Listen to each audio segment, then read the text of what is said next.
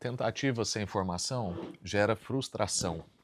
No primeiro vídeo, nós falávamos a respeito do cansaço que nós sentimos muitas vezes. E agora nós queremos pensar por que nós tentamos tanto, mas mudamos tão pouco.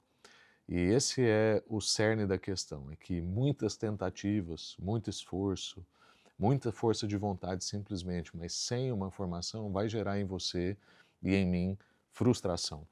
Talvez não é que nós não estejamos tentando viver a nossa fé, mas é que nós estamos vivendo a nossa fé sem antes termos sido formados para isso, ou até mesmo formados por ela. O que nós queremos dizer com essa questão de tentativas sem formação?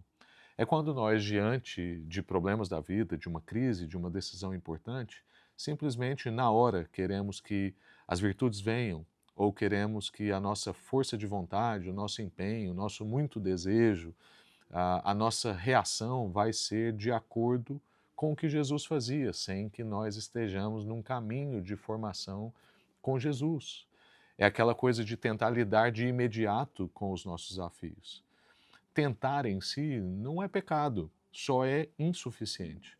É claro que nós vamos continuar tentando em muitas áreas da nossa vida. Por quê? Porque como nós estamos em formação, existem muitas áreas da nossa vida que ainda não foram testadas. Eu lembro-me agora, por exemplo, daquele episódio onde Jesus vai multiplicar os pães e os peixes, e o texto bíblico diz que o que Jesus perguntou a Filipe, perguntou para colocá-lo à prova. E às vezes a gente pensa nessa questão da prova como se Jesus estivesse tentando Filipe, agora não de tentativa, mas de tentação mesmo. E o Senhor não faz isso conosco. Nós sabemos que todas as vezes que o Senhor nos coloca à prova, é para nos aprovar, é para nos formar no processo e nós sairmos daquele momento aprovados. Então, quando nós estamos aqui falando de tentativas, nós vamos continuar tentando, mas nós queremos tentar como quem também é formado no processo das tentativas.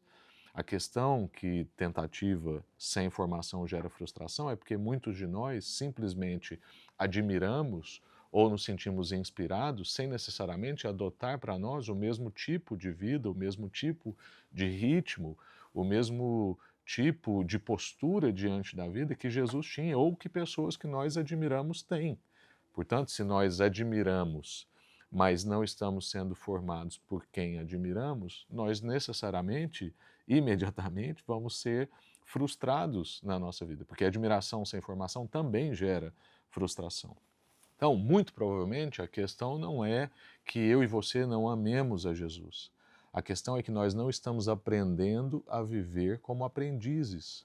Nós simplesmente queremos reagir diante de situações como se no momento da nossa salvação fizesse um download na nossa vida e nós recebemos todas as capacidades de discernimento, de vida, de decisão acertada, sendo que a nossa carne continua aqui. O texto bíblico no Novo Testamento vai ser muito claro de que a nossa carne luta com o nosso espírito. Nós agora temos a condição de submeter a nossa carne à vontade do espírito, mas a luta continua. Isso não é antes fosse, né? Muitos de nós queríamos essa questão meio preguiçosa da vida cristã de faz um download, recebo todas as virtudes e agora eu vou reagir bem diante de toda e qualquer circunstância. Mas não é assim. Nós precisamos de formação e todos nós estamos sendo formados ao longo da jornada. A questão não é se você está sendo formado. A questão é por quem você está sendo formado, porque ninguém vive sem formação.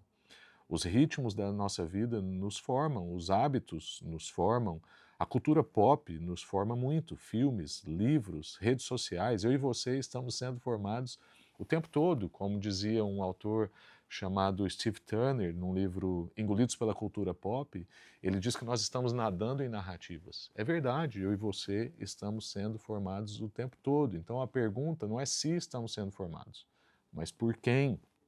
Diante então da vida, dos desafios, na forma como a gente lida, a questão muitas vezes não é falta de vontade, mas o modelo de formação que nós adotamos para a nossa vida. Então, muitas vezes nós até temos vontade, mas não fomos formados para expressar essa vontade no momento apropriado. Então, talvez a pergunta certa não é por que eu não consigo, mas o que tem me formado até aqui. Lembra que eu falei no episódio anterior de uma criança que admira um jogador e quer imitá-lo? A questão é que, se essa criança só admira o jogador quando os holofotes estão em cima dele, e aí ela quer imitar o jeito dele correr, a postura que ele põe o pé na bola, a comemoração que ele faz depois do gol, ele, a criança vai ficar frustrada no dia do jogo. Se ele simplesmente, o dia que ele foi convocado para jogar, ele vai tentar imitar aquele jogador sem ter passado por todo o processo que aquele jogador passou, dia após dia, momento após momento, ensaiando o mesmo lance, chutando a bola do mesmo jeito, fazendo a estratégia do jeito que foi antes ensinada, apresentada, repetidas vezes, acordando mais cedo, jogando incansavelmente, fazendo o fortalecimento que ele precisa fazer. Então a criança, quando for imitá-lo, vai ficar frustrada.